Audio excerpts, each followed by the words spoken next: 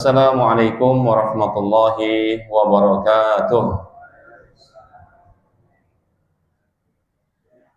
Innal hamdalillahi nahmaduhu wa nasta'inuhu wa nastaghfiruh wa natubu ilaih wa na'udzu billahi min kulli syururi anfusina wa sayyiati a'malina may yahdihillahu fala mudhillalah wa may yudlil fala hadiyalah. Asyhadu an la ilaha illallah wahdahu la syarikalah wa asyhadu anna Muhammadan abduhu wa rasuluhu la nabiyya ba'dah. Allahumma salli wa sallim wa barik ala nabiyyina Muhammadin wa ala alihi wa sahbihi wa man tabi'ahum bi ihsan ila yaumil liqa'illah. Usikum wa nafsi bittaqwallah. Laqad fazal muttaqun. Wa qala Allah ta'ala fi kitabil karim wa tazawwadu fa inna khairaz zadi taqwa wattaquni ya ulil albab. Wa qala ya ayyuhalladzina amanu taqullaha wa qulu qawlan sadidan yuslih lakum a'malakum wa yaghfir lakum dhunubakum wa may yuti'illaha wa rasulahu faqad faza fawzan 'aziman. Allahumma anta rabbi la ilaha illa anta khalaqtani wa ana 'abduka wa ana 'ala 'ahdika wa 'adika mastata'tu. A'udzu bika min syarri ma sana'tu abu'u laka bi ni'matika 'alayya wa abu'u bi dhanbi faghfir li fa innahu la yaghfiru dhunuba illa anta. Asbahna ala fitratil Islam wa kalimatil ikhlas wa ala dini nabiyina Muhammadin sallallahu alaihi wasallam wa ala millati abina Ibrahim hanifa wa ma kana minal musyrikin.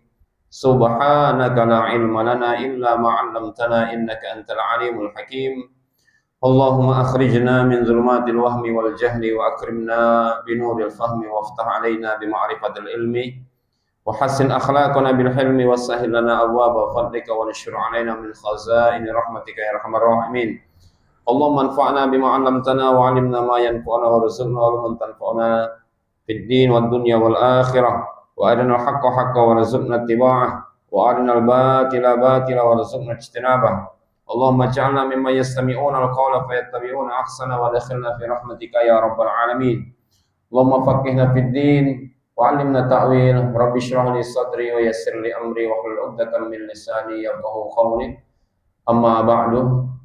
Jamaah Masjid Al-Ittihad Ring Rejo Sambi yang dimuliakan Allah Subhanahu wa taala. Alhamdulillah dengan nikmat dan izin Allah kita dapat berkumpul lagi di tempat yang kita sayangi ini dan kita banggakan ini, yaitu Masjid Al-Ittihad, untuk sama-sama melaksanakan sholat subuh berjamaah dan melanjutkan dengan kajian tafsir Quran Surah An-Naba.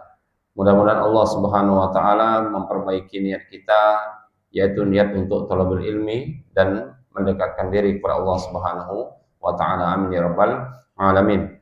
Jamaah yang dirahmati oleh Allah Subhanahu wa taala, alhamdulillah pada pertemuan sebelumnya kita telah membahas Quran Surah An-Naba ayat 17 sampai 20, yaitu tentang dahsyatnya hari kiamat dan permulaan hari keputusan yang kita pahami kemarin itu yaumul fasl. Yaumul fasl. Inna yaumal fasli kana miqatan. Dan Allah menggambarkan bahwa hari itu adalah waktu yang telah ditentukan olehnya. Tidak bisa dimajukan, tidak bisa ditunda lagi. Ketika sangkakala ditiup, manusia datang berbondong-bondong menghadap Allah tanpa membawa kekuasaan, tanpa membawa jabatan, tanpa membawa harta yang dahulu mereka banggakan di dunia. Kemudian Allah menggambarkan langit yang terbelah dan gunung-gunung yang dihancurkan hingga tampak seperti fata morgana. Dan ini menunjukkan bahwa sesuatu yang manusia anggap paling kuat, paling kokoh di dunia ternyata sangat lemah di hadapan Allah Subhanahu wa taala. Banyak manusia sekarang ini menganggap harta, kekayaan, jabatan, popularitas itu adalah kekuatan yang tidak bisa pudar dan tidak bisa sirna. Bahkan kalau bisa diturunkan ke anak cucunya. Akan tetapi ketahuilah bahwasannya itu di hadapan Allah Subhanahu wa taala tidak ada apa-apanya. Karena nanti di hari kiamat semua apa yang kita cari di dunia ini yang berbentuk materi itu tidak akan kita bawa ketika menghadap Allah Subhanahu wa taala kecuali pertanggungjawabannya di hadapan Allah. Dari ayat-ayat tersebut kita belajar bahwa dunia bukan tempat yang abadi. Seluruh makhluk itu akan hancur dan manusia pasti akan mempertanggungjawabkan hidupnya di hadapan Allah Subhanahu wa taala. Jamaah yang dirahmati oleh Allah Subhanahu wa taala, setelah Allah menjelaskan suasana hari kiamat, maka kita akan meneruskan kembali kajian tafsir An-Naba ini, yaitu kita mencoba untuk mempelajari ayat 21 sampai 26. Kalau sampai 30 bisa-bisa kita pulang jam 9.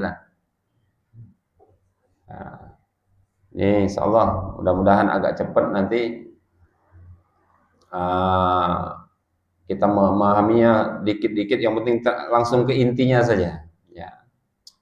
Ayat 21 sampai 26, dan Allah mulai menjelaskan keadaan orang-orang yang durhaka, keadaan orang-orang yang bermaksiat pada hari tersebut. Jika sebelumnya Allah menggambarkan dahsyatnya tempat dan suasana kiamat, maka pada ayat ini Allah akan menggambarkan balasan yang diterima oleh orang yang melampaui batas, orang-orang mu'tadin. Ya. Allah menyebutkan neraka jahanam sebagai tempat mengintai bagi orang-orang yang durhaka. Mereka tinggal di dalamnya sangat lama, tidak merasakan kesejukan dan tidak pula mendapatkan minuman yang menyenangkan. Yang mereka dapatkan hanyalah air mendidih dan cairan yang sangat menjijikkan. Ayat-ayat ini menjadi peringatan keras agar manusia tidak tertipu oleh kenikmatan dunia yang sementara ini. Sebab kehidupan yang bebas tanpa iman dan takwa mungkin terlihat menyenangkan sesaat, tetapi bisa berujung pada penyesalan yang sangat panjang di akhirat kelak. Maka dalam kajian ini kita akan berusaha memahami tafsir dan mentadaburi ayat ini agar dapat kita jadikan pelajaran dalam kehidupan kita sehari-hari. Karena belajar tafsir itu kalau kita tidak sertai dengan tadabbur, itu nanti akan kandas saja di tengah jalan, Pak. Karena orang-orang awam ini kadang-kadang melihat ayat itu cocoknya untuk di zaman kita ini apa? Gunanya ayat ini di zaman kita ini apa gitu. Makanya kita perlu untuk mentadabburinya. Jamaah yang dirahmati oleh Allah Subhanahu wa taala, Al-Qur'an surat An-Naba 21 sampai 26 ini menjelaskan tentang neraka dan azab orang durhaka. Allah memulainya dengan firman yang mulia, A'udzubillahi minasyaitonirrajim, Inna jahannama kanat mirsada. Inna jahannama kanat mirsada lit-taghina ma'aba labisina fiha ahqaba la yadzuquna fiha bardaw wala syaraba illa hamiman wa ghasaqa jazaa'u wifaqa. Ya, kalau kita dengarkan korek-korek di YouTube itu bagus-bagus sekali bacanya. Ya. Tapi kita terlena dengan bagusnya bacaan korek, kita nggak tahu artinya ini, Pak. Ya. Kadang-kadang yang lebih aneh lagi, ayat tentang hari kiamat dijadikan untuk instrumen tidur. Coba kalau kita baca secara terjemah saja. Inna jahannama kanat mirsada lit-taghina ma'aba labisina fiha ahqaba la yadzuquna fiha bardan wala syaraba illa hamiman wa ghassaqa jazaa'u wifaqa. Itu kalau didengerin enak karena sajaknya, tapi artinya Pak, jahanam ini kok bisa tidur menyenangkan dengerin kayak gini? Nah, kan gitu. Kok bisa jadi instrumen tidur gitu? Enak suaranya, ya itulah kalau kita itu fokus ke kulit, tidak fokus ke dalamnya. Gitu ya. Kalau dengar ayat kayak gini tuh otomatis kalau para sahabat dulu, Pak, itu nggak bisa tidur, Pak, malah nangis gerung-gerung. Oh, kita sekarang jadi instrumen tidur dengan alasan daripada dengerin musik. Padahal kalau kita tadabburi ayat, Masya Allah. Coba kita baca terjemahnya. Ayat 21 itu, inna jahannama kanat mirsada. Sesungguhnya neraka jahanam itu tempat pengintaian. Litoghina ma'aba. Menjadi tempat kembali orang-orang yang melampaui batas. Labithina fiha ahqaba. Mereka tinggal di sana dalam masa yang sangat lama. La yadzuquna fiha bardaw wala syaraba. Mereka tidak merasakan kesejukan di dalamnya dan tidak pula mendapatkan minuman. Illa hamimau wa ghassaqa. Selain air yang sangat panas dan nanah. Sebagai pembalasan yang setimpal, jazaa'u wifaq. Ini tadi malam, kemarin pengennya sampai 30. Cuman ini kok sepertinya offside ini kalau sampai 30. Akhirnya balik lagi ke kaidah kita sa'madione, mana ya. Bismillahirrahmanirrahim, kita tafsirkan ayat 21 ini. Maksud dari ayat inna jahannama kanat mirsada. Sesungguhnya neraka jahanam itu tempat pengintaian. Apa maksudnya di sini? Menurut As-Sa'di di dalam tafsirnya, neraka telah menunggu para pembangkang dan tidak ada yang lolos darinya. Inna jahannama kanat mirsada. Neraka itu sudah menunggu Pak, orang-orang yang bermaksiat di dunia ini untuk mereka kembali kepadanya nanti di akhirat. Artinya adalah bahwa neraka bukan sesuatu yang baru dibuat nanti, tapi sudah Allah siapkan bagi orang-orang yang satu, sombong kepada Allah Subhanahu wa ta'ala. Yang kedua, menolak kebenaran. Terus menerus berbuat dosa tanpa bertaubat. Kata mirsada di dalam ayat ini bermakna mengintai, menunggu, mengawasi. Di dalam Quran surah Al-Fajr itu, inna rabbaka labil mirsad. Sesungguhnya Tuhanmu selalu mengawasi. Seakan-akan neraka sudah berada di jalur akhir orang-orang yang terus memilih jalan kesesatan. Ya. Alhamdulillah.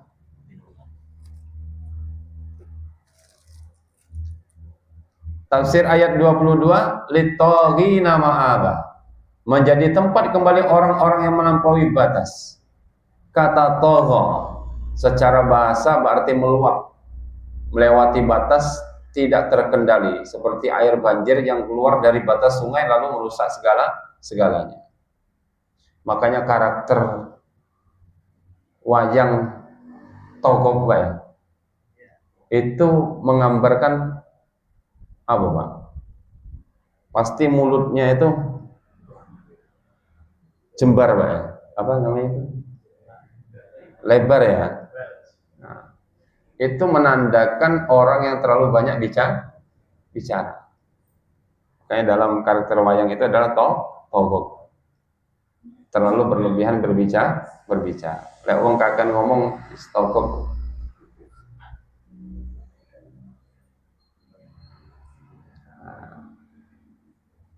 Togho.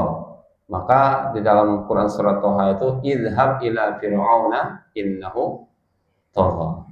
Karena sudah melampaui batas. Sombong. Ya, sombong pada Allah Subhanahu wa taala, bahkan sampai mengaku bahwasannya dirinya tuh Tuhan. Siapa orang yang melampaui batas ini Bapak-bapak, Ibu-ibu sekalian? Bukan hanya orang kafir besar saja, tetapi semua orang yang tahu kebenaran lalu menolaknya. Ya. Mengikuti hawa nafsu tanpa kontrol, merasa dirinya paling benar, melampaui batas syariat Allah. Contoh melampaui batas sekarang di dalam kehidupan kita sehari-hari. Melampaui batas dalam hawa nafsu, misalnya zina dianggap gaya hidup. Pornografi dianggap hiburan. Judi online dianggap cari cuan atau cari keuntungan. Padahal bapak-bapak, ibu-ibu sekalian, judi itu hiburan untuk orang kaya, halusinasi untuk orang miskin. Ya. Ada orang kaya main judi online. Judi online itu bahkan lebih membodohi daripada judi offline. Kalau judi offline tuh ikut-ikut dadu kayak gitu, Pak. Kalau panjenengan kan zaman jenengan kan nggak ada judi online. Adanya sambung ayam paling. Nah, adanya judi dadu, Pak. Nah, apa kalau bahasa Jawa, Pak? Kloto, Pak. Nah, itu aja kan nggak, kadang kan nggak bisa, pengen nyoba terus kan orang itu dengan dalih menguji peruntungan, tapi rata-rata ya kalah juga. Maka kami ada guru dagang itu bilang, judi sama dagang itu bedanya tipis. Kalau judi main sekali, main 10 kali, menang sekali, kalah 9 kali. Kalau dagang itu jualan 10 kali, batinnya 9 kali, ruginya paling satu kali. Coba Pak, panjenengan yang dagang-dagang ini, hitung-hitung saja lah. Banyak rugi, banyak untung kita dagangnya. Banyak untung. Cuman kalau pas sepi itu kita sambatnya kayak mau mati saja. Ya Mas ya. Coba. Oke, ya. Padahal kita nggak introspeksi. Kemarin-kemarin keuntungannya kemana aja. Nah, diem aja kalau udah untung. Tapi kalau sudah sepi, sambatnya minta ampun. Mabuk dianggap pergaulan modern. Padahal Allah Subhanahu wa taala sudah memberikan batas halal dan haram dalam syariat. Yang kedua, melampaui batas dengan kesombongan. Contoh, merasa tidak butuh agama, meremehkan para orang-orang alim, mengejek orang taat, ya. Bangga dengan dosa, seperti ucapan yang penting hati baik. Kan banyak sekarang, Bang. Yang penting hati baik, nggak perlulah ke masjid lagi. Nggak perlu sholat, nggak perlu puasa, yang penting hati baik. Dari mana tahu hati kita baik atau tidak? Ya. Padahal sholat ditinggal, maksiat jalan terus. Ada orang itu STMJ, sholat terus, maksiat jalan. Ada orang itu nggak sholat tapi maksiat jalan terus. Dalihnya yang penting hati baik. Itu pembelaan saja itu. Yang ketiga, melampaui batas dengan kekuasaan, misalnya korupsi uang rakyat, menindas bawahan, memfitnah jabatan, memfitnah demi jabatan, menggunakan kekuasaan untuk kezaliman, merasa saya punya uang dan saya punya koneksi dan saya punya keputusan di hadapan Allah, itu semua akan sama nanti di hari akhir. Mau takmir, mau jamaah, nanti sama semuanya. Makanya ketika jadi takmir jangan zalim-zalim sama jamaah. Ya, ini untuk konteks kita di masjid. Kita jadi RW jangan sewenang-wenang, jadi camat juga jangan sewenang-wenang. Jadi kepala sekolah jangan semenang-menang juga gitu. Jadi Pak Carik jangan semenang-menang. Semuanya kita akan bertanggungjawabkan di hadapan Allah Subhanahu wa taala. Yang keempat, melampaui batas di media sosial. Bapak-bapak, ibu-ibu sekalian, hari ini banyak orang menghina orang lain demi konten, menyebarkan fitnah biar viral. Video panjang dipotong-potong, yang penting view-nya banyak, dapat cuan, bisa monetize. FB Pro, ibu-ibu kadang-kadang nggak menghargai suaminya lagi untuk sebuah konten. Nah, ya Allah, ibu-ibu umur 40 ke atas sampai 50, Pak, di live sambil joget-joget, Pak. Ada tuh kejadian ketika ada seorang ibu-ibu lagi joget-joget dibunuh sama suaminya sedang live.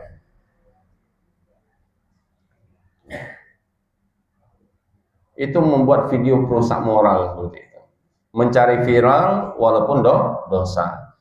Yang dicari like, view, ya. Dan lebih penting, semuanya itu penting daripada memikirkan ini halal atau tidak, ini haram atau tidak. Orang sekarang kadang batas kecepatan itu diterobos, batas kuota internet dijaga, batas saldo dicek tiap hari. Kita kan kadang ngecek, kok lemot ini, katanya kuotanya mentek. Coba ya. Saldo walaupun cuma 15.000 dicek tiap hari m-banking gitu. Bapak menawain sing nyasar. Tapi batas Allah kita langgar tiap hari dan kita tidak pernah memikirkannya. Ada juga yang takut melewati batas parkir, takut kena denda elektronik sekarang, Pak ya. Kalau di Sambi sudah ada, Pak, elektronik. Denda elektronik belum ya? Di Sri Ratu biasanya. Tapi takut melewati batas syariat Allah Subhanahu wa taala. Mengapa perbuatan tagha ini melampaui batas sangat berbahaya? Sebuah analogi yang sederhana, kalau ada sungai yang meluap melewati batas, Pak. Yang rusak itu bukan rumah-rumah saja, jalan rusak. Ya. Jalan hancur, manusia juga, Pak, panik. Sawah juga rusak. Coba kemarin waktu sungai meluap di Aceh Tamiang, di Sumatera Barat, meluap semuanya. Apa yang rusak, Pak? Semuanya rusak, lumpuh seketika. Begitu juga kalau manusia, apabila hawa nafsunya itu melampaui batas, bisa-bisa yang rusak itu keluarga, moral rusak, hidup rusak. Karena itu Islam datang bukan untuk menyiksa manusia, tetapi untuk menjaga manusia agar tidak hancur oleh hawa nafsunya. Islam itu datang kepada kita untuk menata, menyalurkan hawa nafsu ke tempat yang benar, membatasi, mengkontrol. Jadi kita dapat pelajaran dari ayat 22 ini. Ayat ini mengejarkan kebebasan tanpa batas, bukan kebahagiaan. Hawa nafsu harus dikendalikan. Manusia itu butuh aturan Allah Subhanahu wa taala. Karena ketika manusia melampaui batas, akhirnya bukan kebebasan yang didapat, tetapi kehancuran dunia dan akhirat. Ayat 22. Ayat 23. Labisina fiha ahqaba. Ya. Mereka tinggal di sana dalam masa yang sangat lama sekali. Ayat ini menggambarkan betapa lamanya azab neraka bagi orang-orang yang durhaka. Labisina fiha ahqaba. Ahqaba itu berarti masa yang sangat panjang, berulang-ulang tanpa terasa ujungnya, Pak. Seakan-akan nggak ada ujungnya. Ya. Menurut Imam Ibnu Katsir, beliau mengatakan ini menunjukkan panjangnya waktu tinggal mereka di neraka. Dan bagi orang kafir, azab itu kekal selamanya. Selamanya kalau orang-orang yang kafir kepada Allah Subhanahu wa taala. Apabila kita tadabburkan dalam hidup kita, kadang kita ini baru antri 20 menit sudah ngomel-ngomel. Ya. Antri 20 menit kita sudah ngomel-ngomel. Internet lemot 1 menit kita sudah panik. AC mati langsung, ya Allah panas. Ya. AC mati, ya Allah panas.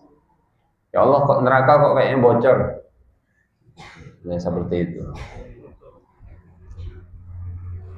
Ada yang macet 1 jam sudah update status, capek hidup seperti ini terus. Ada seperti itu, Pak. Padahal kalau kita lihat ayatnya berbicara tentang azab yang sangat lama dan tidak selesai. Mari berpikir dengan ayat ini. Kalau manusia itu dipenjara 5 tahun saja berat, Pak. Seminggu saja ingin cepat sembuh sakit itu. Tidak pegang HP sehari saja kita gelisah. Ya. Coba, Pak, nggak pegang sehari HP itu kita gelisah. Sekarang ini kalau kita ketinggalan HP pergi kemana-mana itu, wah kepikirannya itu sampai kemana-mana, Pak. Orang kadang-kadang ke kamar mandi HP dibawa. Kalau nggak dibawa gelisah. Maka bagaimana dengan azab yang bertahun-tahun sangat panjang bahkan sangat kekal. Ayat ini membuat manusia sadar jangan tukar kenikmatan maksiat beberapa menit dengan penyesalan yang sangat panjang. Ketika orang mabuk, ketika orang berzina, ketika orang korupsi itu paling di dunia cuma menikmati segitu aja, Pak. Nanti di akhirat nggak tahu. Berzina, ya, tiap malam jajan lah kalau bahasa orang sekarang. Paling berapa menit Pak kuatnya sampean ini? Bayarnya berapa? Maksiat itu rata-rata bayar loh Pak. Ya, ibadah itu gratis. Tapi kok banyak memilih maksiat daripada untuk tak.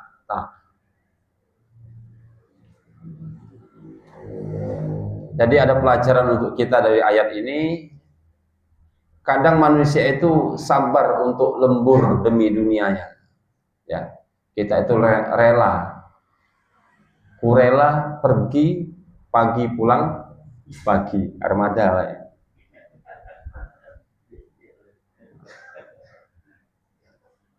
Ada yang bertanya kepada kami, Ustaz, kalau kerja sampai capek dan sampai meninggal itu apa jihad fisabilillah? Yo kerja Mas, cuma jangan sampai mati lah kayak. Ya ada batasan kerja kapan, istirahat kapan loh. Kerja terus ya. Kadang kan ada orang itu lembur sampai untuk mengejar dunia. Sabar antri untuk tiket konser sekarang itu. Ya. Tapi kalau ning sambil ini konser apa tuh Pak?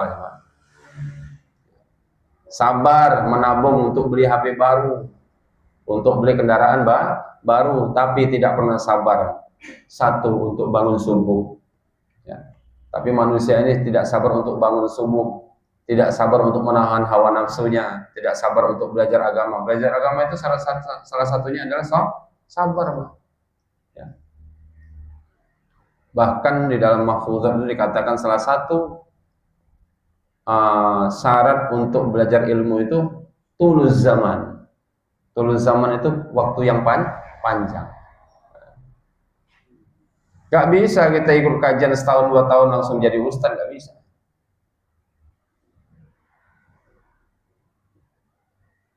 Kadang sekarang ikut kajian 3 kali sudah bisa jadi ustaz. Nah, ada fatwa sana fatwa sini. Kalau orang baru belajar itu hendaknya dianya banyak diam, banyak merenungi untuk memperbaiki dirinya. Karena filosofinya orang makin berilmu itu makin tunduk. Filosofinya padi seperti itu. Padahal kesabaran kecil di dunia itu bisa menyelamatkan kita dari azab yang sangat berat dan panjang di akhirat kelak. Kalau kita sabar untuk bangun subuh, kalau kita sabar untuk menahan hawa nafsu kita, kalau kita sabar untuk mempelajari agama kita, itu kesabaran yang sedikit itu akan bisa menyelamatkan kita di dalam daripada api neraka. Kalau kami itu pernah dapat nasihat seperti ini.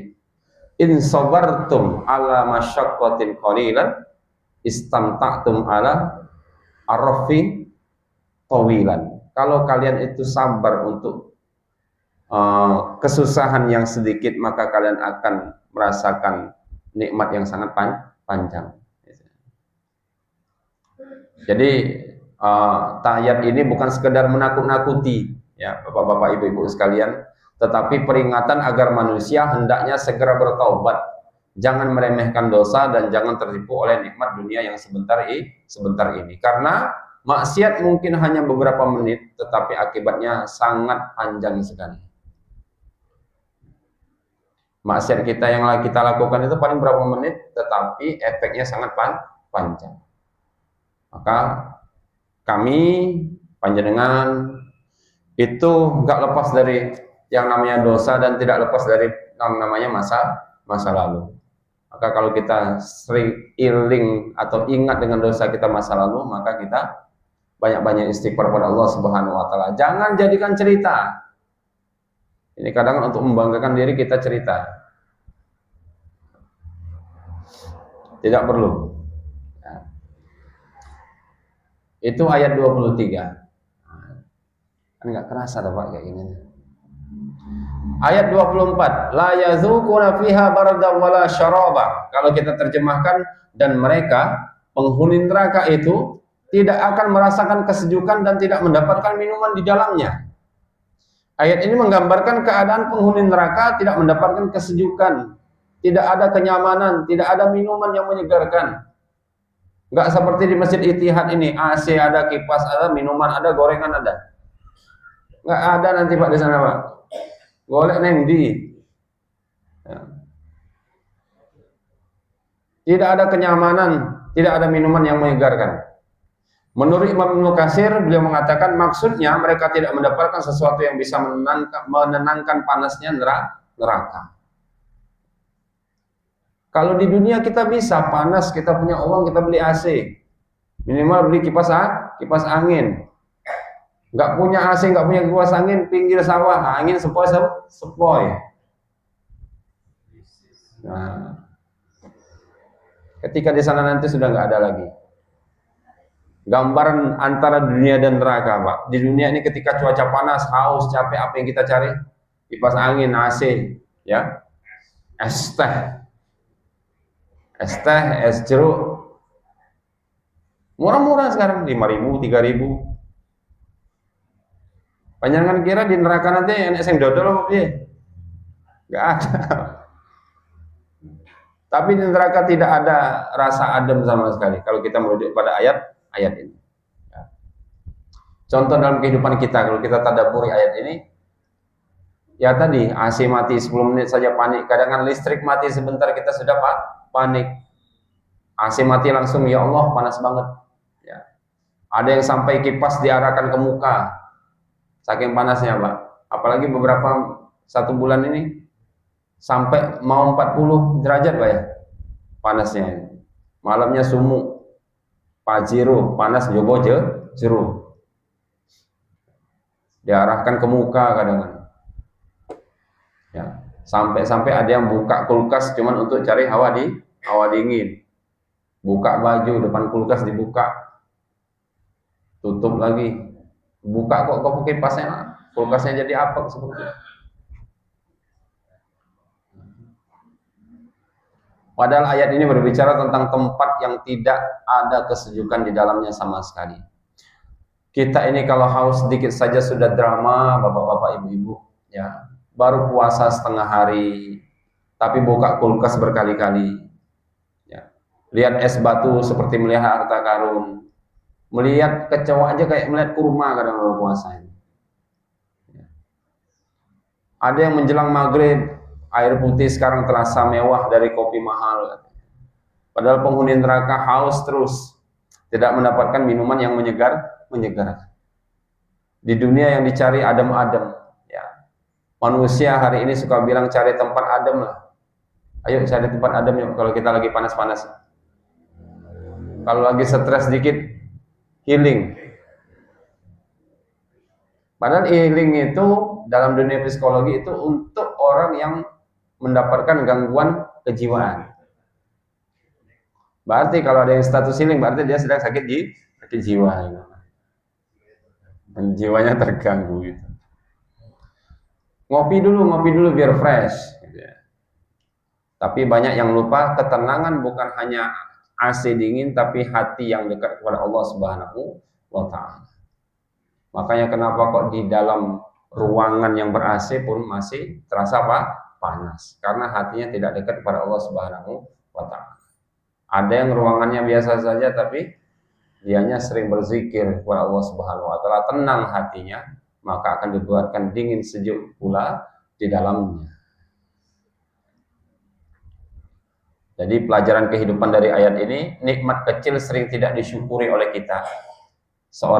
Oleh sosok manusia ini, kadang manusia ini lupa bahwasanya air dingin adalah nikmat, tidur nyaman adalah nikmat, udara sejuk adalah nikmat. Padahal semua itu bisa dicabut kapan saja.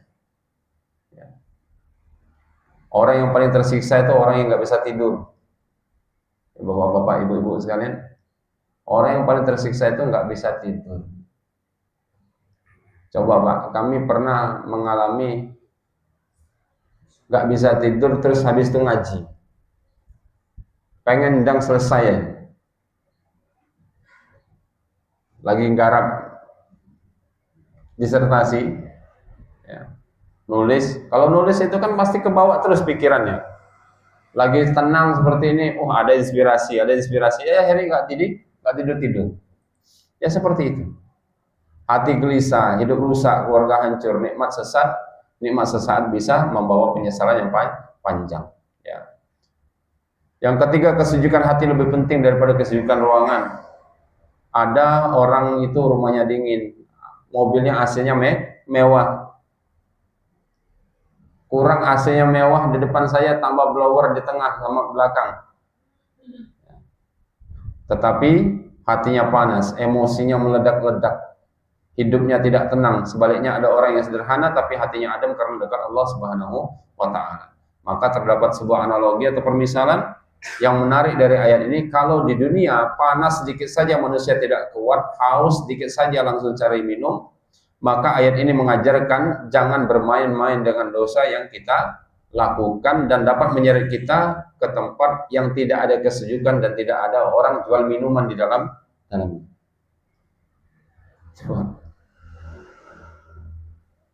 Kesimpulannya ayat 24 ini, ayat ini mengajarkan kita bersyukur untuk nikmat yang kecil. Tidak pernah meremehkan dosa. Jangan pernah meremehkan dosa kecil atau besar dosa tersebut.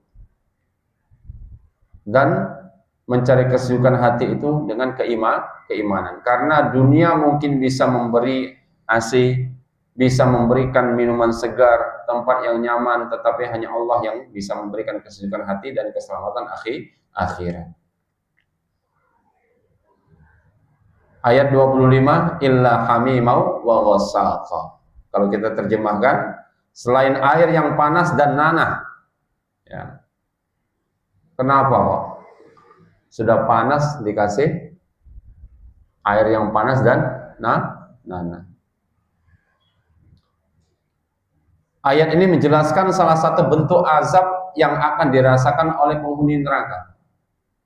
Setelah pada ayat sebelumnya Allah menyebutkan bahwa mereka tidak merasakan kesejukan dan minuman yang menyenangkan, maka pada ayat ini Allah menjelaskan minuman yang mereka dapatkan adalah air yang sangat panas dan ghasaq. Ya. Kata hamim illa hamim wa ghassaqa. Kata hamim berarti air yang sangat panas, mendidih dan mencapai pundak panasnya. Kok ada orang yang buat fiti? Hari pertama di neraka cek. Pernah lihat Pak itu Pak? Video candaan seperti itu. Video AI, tapi menggambarkan dia pertama kali di neraka itu berenang-renang di lahar seperti itu. Kok dijadikan candaan Pak? Dalam tafsir dijelaskan panasnya menghancurkan wajah, menghancurkan usus. Ketika didekatkan saja sudah membakar, ketika diminum merobek organ lainnya. Allah berfirman dan diberi minuman dengan air yang mendidih sehingga memotong usus-usus mereka. Quran surat Muhammad ayat 15. Ini menunjukkan bahwasannya azab neraka bukan sekedar api, tetapi juga makanan dan minuman yang menyiksa. Wa ghassaqa. Ghasaq itu apa? Ghasaq para ulama tafsir menjelaskan beberapa makna. Ada yang mengatakan ghasaq itu nanah penghuni neraka, cairan busuk yang keluar dari luka mereka, cairan yang sangat dingin atau sangat busuk campuran darah dan nanah. Pendapat yang paling masyhur itu adalah sesuatu yang sangat menjijikkan dan menyakitkan untuk diminum. Ya. Dalam tafsir Ibnu Katsir disebutkan bahwasanya ghasaq adalah cairan penghuni neraka yang terkumpul dari keringat, darah, nanah mereka dicampur, Pak. Kita nanti kan dihukum luka balik lagi, luka balik lagi.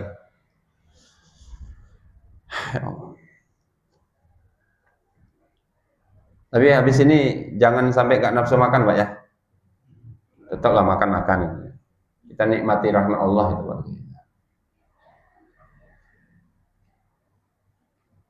Kita bayangkan saja, di dunia saja manusia itu jijik kalau melihat dikit nanah, Pak, ya. Melihat orang bisulan saja jijik kita. Lihat kaki kita keluar nanah saja kita jijik, ya. Namun di akhirat orang kafir dipaksa meminumnya dengan balasan atas kesombongan dan kekufuran mereka. Itu nanti disuruh minum. Dan hikmah pelajaran dari ayat ini, dahsyatnya azab akhirat. Ayat ini mengguncang hati agar manusia tidak bermain-main dengan dosa yang ia lakukan dan kekafiran-kekafiran yang sudah dilakukan di dunia. Neraka itu bukan simbol, tetapi kenyataan yang mengerikan. Banyak orang sekarang mengkritik ceramah kok tentang surga neraka aja katanya. Nggak ada yang lain. Itulah ceramah agama, pasti ada surga nerakanya. Kalau nggak ada surga neraka itu motivator, Pak. Apalagi motivator penipu. Kayak apa mas dulu itu Kinet ya. Orang umum gitu. Saya dulu makan susah, hidup susah. Semenjak saya ikut komunitas ini, 1 bulan saya bisa beli mobil, bisa beli rumah. Penipuan rata-rata. Itu kalau mau ceramah agama, pasti akan ada satu tentang syariat, ya, tentang tuntunan dari Allah Subhanahu Wa Taala berupa Al-Quran dan Sunnah. Sudah pasti. Kalau cari-cari motif yang nggak ada surga nerakanya, cari motivator. Ya, cari motivator. Yang dua, Allah itu maha adil. Dalam ayat ini digambarkan Allah sangat maha adil. Azab itu diberikan kepada orang yang menolak kebenaran setelah datang penjelasan. Kita sudah diturunkan Al-Quran, sudah diberikan kepada kita utusan, yaitu Rasulullah SAW. Akan tetapi banyak orang menolak kebenaran-kebenaran yang datang dari beliau.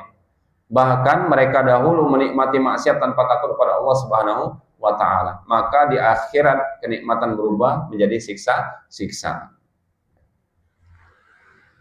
Al-Quran, yang ketiga, Al-Quran mendidik dengan targhib wa tarhib. Ya. Targhib itu agar waspada, tarhib itu agar semangat, motivasi. Ada ayat tentang surga agar manusia berharap. Dan ada ayat tentang neraka agar manusia takut. Seorang mukmin berjalan pada Allah dengan harapan, rasa takut dan rasa harap sekaligus. Makanya dalam akidah Ahlus Sunnah itu ada konsep ar-raja wal al-khauf war raja. Ya, al-khauf war raja, takut dan berharap. Jadi renungan, ketika membaca ayat ini, para salaf dahulu tidak memahami hanya maknanya saja secara ilmiah, tetapi juga menangis karena takut pada Allah Subhanahu wa Ta'ala. Mereka sadar bahwa keselamatan bukan karena amal semata, tetapi karena rahmat Allah Subhanahu wa Ta'ala. Mungkin maka tugas kita sekarang memperbanyak taubat, menjaga sholat kita, menjauhi dosa-dosa, dan terus beramal saleh walaupun merasa banyak kekurangan. Terus saja, Pak. Karena tugasnya setan itu membuat kita itu putus asa dari mendapatkan rahmat Allah Subhanahu wa Ta'ala. Karena amal soleh adalah salah satu jalan mengutuk pintu rahmat Allah. Memang dalam hadis itu, kamu tidak akan masuk surga kecuali dengan rahmat Allah Subhanahu wa Ta'ala. Akan tetapi bagaimana caranya mengutuk pintu rahmat itu kalau tidak dengan amal soleh? Salah satu wasilah untuk mendapatkan rahmat Allah adalah mengutuk pintu rahmat, pintu kasih sayang adalah amal saleh. Bagaimana mungkin orang mendapatkan keselamatan atau rahmat dari Allah Subhanahu wa Ta'ala sedangkan dia bermaksiat kepadanya? Jadi tadabbur ayat ini bukan hanya berbicara tentang azab akhirat, tetapi juga tamparan keras bagi manusia modern yang hidup dalam kemewahan namun jauh dari Allah Subhanahu wa Ta'ala. Hari ini manusia berlomba mencari makan yang paling enak, minuman yang termahal, kafe paling estetik, gaya hidup paling mewah, namun seringkali lupa semua kenikmatan itu di dunia sementara saja. Orang yang hidup hanya untuk syahwat dunia, tetapi melupakan Allah, kelak akan dibalas dengan minuman yang bukan lagi kenikmatan, tapi siksaan. Dulu di dunia mereka memilih harta yang haram, minuman yang haram, uang yang haram, hiburan yang haram, kenikmatan yang melalaikan. Maka di akhirat akan dicabut semua kenikmatan tersebut dan Allah menggantinya dengan hamim wa ghassaq. Hamim wa ghassaq. Fenomena zaman sekarang, banyak orang takut miskin, banyak orang takut tidak terkenal. takut tidak punya pasangan, gagal karir, tetapi sedikit yang takut akan azab Allah Subhanahu wa Ta'ala. Padahal satu tegukan hamim saja lebih dahsyat dari seluruh penderitaan dunia. Ironisnya, manusia modern sangat menjaga kesehatan, ya, memilih makanan organik, olahraga, skincare, vitamin yang mahal, namun kadang tidak menjaga hati dari yang namanya riya, hasad, zina, mata, fitnah, dan meninggalkan sholat. Padahal kerusakan hati lebih berbahaya daripada sifat sakit fisik. Pesan spiritual dari ayat ini mengajarkan bahwa dosa yang terus dinikmati tanpa taubat bisa berubah menjadi penderitaan di akhirat kelak. Maksiat memang terlihat nikmat sesaat, tetapi ujungnya sangat pahit sekali. Karena itu jangan pernah tertipu oleh yang namanya viralitas, popularitas, kemewahan dunia, atau kehidupan yang terlihat bahagia di media sosial. Belum tentu yang terlihat bahagia itu di dunia bisa selamat, di akhirat nanti bisa selamat. Bisa jadi itulah yang paling tercemplung di dalam neraka, yang di dalamnya adalah hamimum wa ghassaq.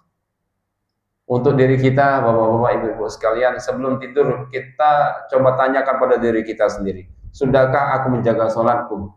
Sudahkah aku bertaubat sungguh-sungguh? Apakah hartaku ini halal? Apakah lisanku ini sering menyakiti orang lain? Apakah aku masih nyaman dengan dosa yang aku lakukan berulang? Ayat ini bukan untuk membuat kita putus asa, tidak, tetapi agar kita kembali kepada Allah sebelum terlambat. Istaghfir ma lam yughargir, minta ampunlah kepada Allah Subhanahu wa Ta'ala sebelum nyawa itu ada di kerongkongan. Orang yang sering mengingat akhirat biasanya lebih lembut hatinya, lebih rendah egonya, dan lebih hati-hati dalam kehidupan. Karena ia sadar kenikmatan dunia hanya sebentar, sedangkan akhirat akan kekal selama-selamanya. Ayat 26 sampai 30 kita lanjutkan pertemuan yang akan datang, ya, bapak-bapak, ibu-ibu sekalian. Kalau kita lanjutkan sampai 30 ini bisa-bisa sampai jam 7. Jangan Pak, jangan, nggak apa-apa Pak. Kulo sing opo-opo. Nah, kebaikan itu kalau terlalu banyak juga jadi togo, Pak. Mulber. Kebanyakan makan nggak baik. Makan itu kan mubah, tapi kebanyakan nggak baik. Ngaji itu baik, tapi kalau kelamaan juga nanti konslet. Terus apa lagi? Sholat juga bagus, tapi kalau panjang-panjang nanti masjidnya jadi sepi.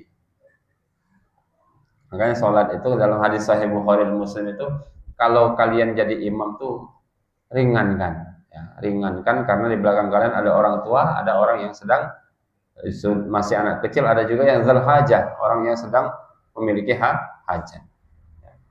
Imam masjid itu kan bukan hanya sekedar bagus bacaannya, tetapi juga pandai merasakan hati jamaahnya. Makanya hikmah dari taswifus sufuh sebelum sholat itu melihat belakangnya itu siapa. Kita melihat sawu sufufakum, di belakangnya mbah-mbah semuanya, ya mbah ya kulhuwa. Ya, kalau saatnya pakai Al-Baqarah sampai setengah juz.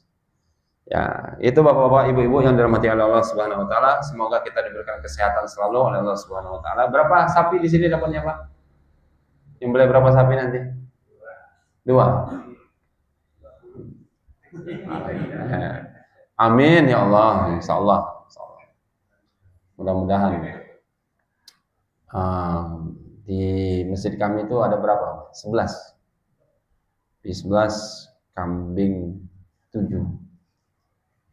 Karena memang sana kan tengah-tengah masyarakat. Ini yang bisa kita pelajari pada pagi hari ini, mudah-mudahan bermanfaat untuk kami yang menyampaikan dan untuk yang mendengarkan juga dapat dijadikan pelajaran dalam kehidupan.